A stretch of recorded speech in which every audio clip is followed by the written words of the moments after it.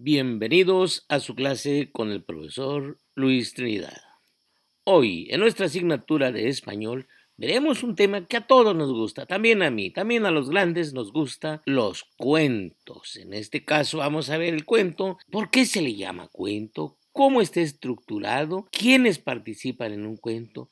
Todo esto para que nos animemos no solo a leer, sino también a escribir nuestro propio cuento. Empezamos. ¿Qué es el cuento? ¿Por qué se llama así? La palabra cuento viene del latín computus y significa cuenta.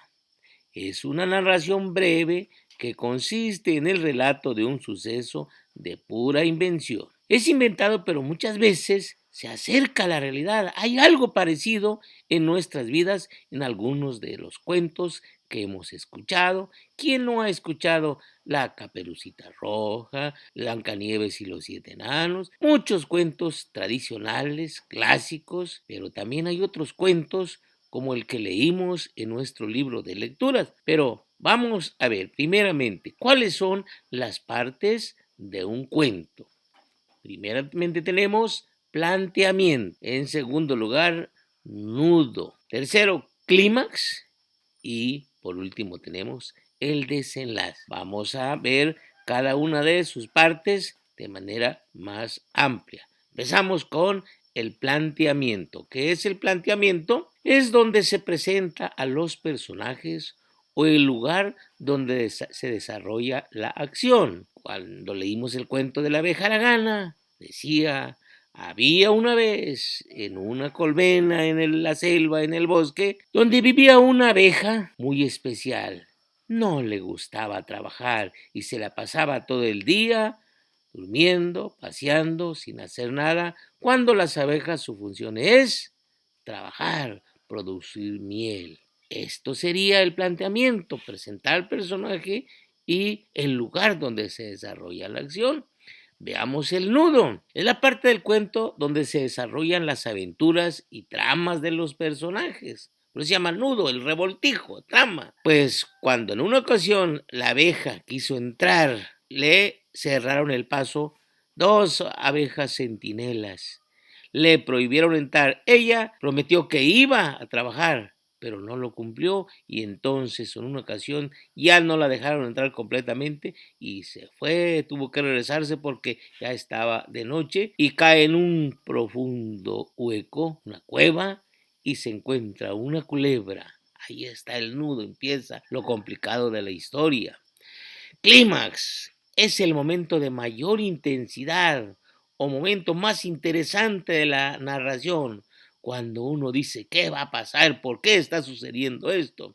¿Recuerdan? Cayó en la cueva y se encuentra la culebra, la cual se lo iba a comer, pero ella se defendió, la abejita se defendió, diciendo que ella era trabajadora, que producía miel, que no merecía morir. Además, era muy inteligente y le propuso hacer una prueba. Si ganaba, ella quedaba libre, pero si perdía, se lo podían comer.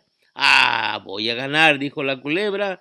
Se enrolló en una semilla de eucalipto y la hizo rodar como un trompo. Momento, dijo la abejita, yo hay algo más interesante, más difícil. ¿Y qué es? Pues perderme aquí en la nada sin salir. No será posible, dijo la culebra, pero ella se aventó en una de esas hojas, ustedes se acuerdan o lo han visto, y al tocarlo se cierra. Pues ahí se escondió la abejita y la culebra no lo pudo encontrar. Pudo salvarse esa noche, pero fue una experiencia terrible. Entonces viene el desenlace. Es la parte donde se resuelven los problemas y se da fin a la narración. A partir de ese día, al siguiente día, la abejita salió y fue la más trabajadora de todas. Iba de flor en flor recogiendo el polen y era la que más miel producía. Y no solo eso, también ya cuando estaba ya viejita, les contaba a las demás abejas todo lo que había pasado esa noche y que nunca hicieran lo que ella hizo. Fue la abeja ejemplar. De ser haragana, se volvió la más lista. Y colorín colorado, que este cuento se ha acabado. Ahora ya sabemos, tenemos idea de lo que es, por qué es un cuento así. Pero vamos a algo más todavía. En la escritura de un cuento se utilizan palabras que nos van a ayudar a entender más o lo hacen más bello. Una de esas se le llama figura literaria, es el símil. Consiste en comparar dos términos que son similares o comparten alguna característica. Símil, parecido. Los términos se vinculan, o sea, se unen con un nexo comparativo como semejante a, tan, como o igual que. La abeja era tan haragana como muchos que hemos visto por ahí, o era tan trabajadora como una hormiga, o era tan rápida como un rayo.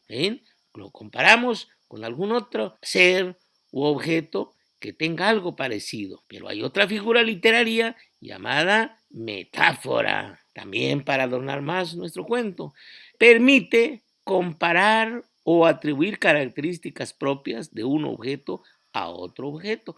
Aquí ya no lo comparamos, sino le decimos directamente, la abeja era un rayo. Bueno, no era un rayo realmente, pero como el rayo es muy rápido, decimos que ella era muy rápida para trabajar. Y así buscamos características que se parezcan a lo que estamos hablando y entonces esto se convierte en una metáfora.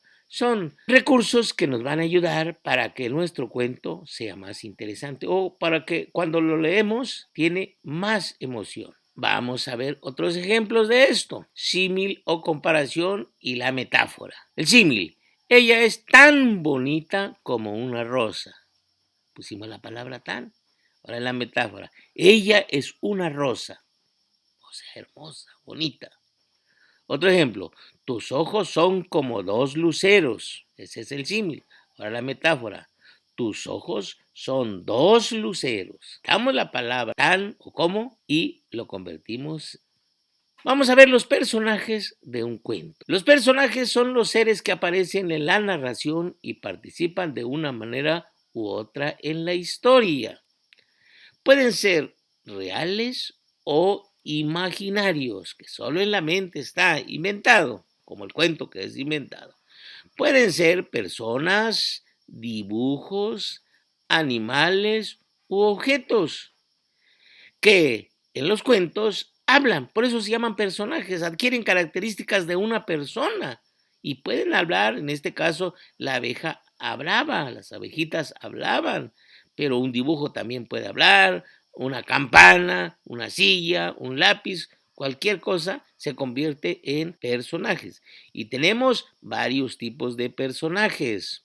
Primeramente, el protagonista. Es el más importante de la historia. Es el que forma parte del trama en todo momento. Siempre está ahí. Y al que se le da mayor atención. En nuestro cuento fue la abejita. Ella era el centro de toda nuestra historia. ¿Y la culebra qué papel desempeñaba? Pues este es el antagonista. Es la fuerza opositora del personaje principal y su influencia es vital para el desarrollo del trama. Siempre hay alguien que se enfrenta al protagonista y no solo le hace cambiar y a veces lo convierte en más importante todavía al protagonista o se le hace ver como un héroe, como algo súper que hace que el antagonista siempre pierda. Pero también tenemos otro tipo de personajes, los personajes secundarios. Son los personajes que aparecen en el cuento, pero que tienen una importancia menor en el trama. Normalmente influyen sobre el protagonista o realizan alguna acción que cambie la trama. En nuestro caso, en nuestro cuento, personajes secundarios serían las abejitas que estaban como centinelas o las otras abejas que fueron de que les aconsejó la abejita haragana. Son personajes que actúan un momentito, pero tienen cierta influencia. Son los personajes secundarios. Como ven, cómo está estructurado un cuento. Ahora podemos no solo entenderle más a lo que leemos, sino hasta podríamos escribir nuestro propio cuento. Nuestra imaginación es tan amplia que podemos abarcar muchas cosas, hasta inventar los personajes. Muy bien, espero que hayamos aprendido algo, sigamos leyendo y ahora, si es posible, escribiendo algunos de nuestros cuentos y poner a volar nuestra imaginación. Bueno, nos vamos a ver en el próximo video.